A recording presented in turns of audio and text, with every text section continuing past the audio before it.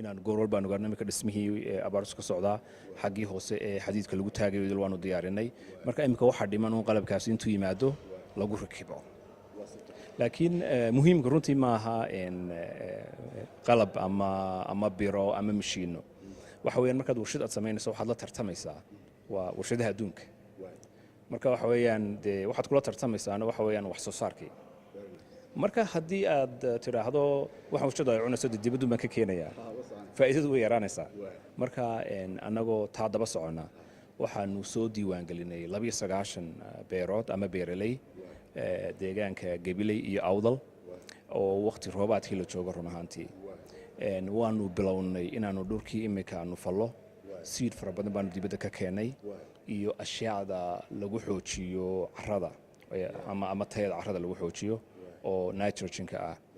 heshiisyada aanu wada galay beeraleydana wax weyn iyaguna badh bay qaadanayaan, shirkaduna badh bay leedahay, inta kalena waa laga iibsanayaa.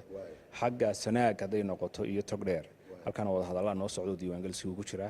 xaggaana dayrta hadduu la yidhaahdo ama sanadkan roobka labaad inaanu magaranaysa ku guulaysano in wax la geliyo.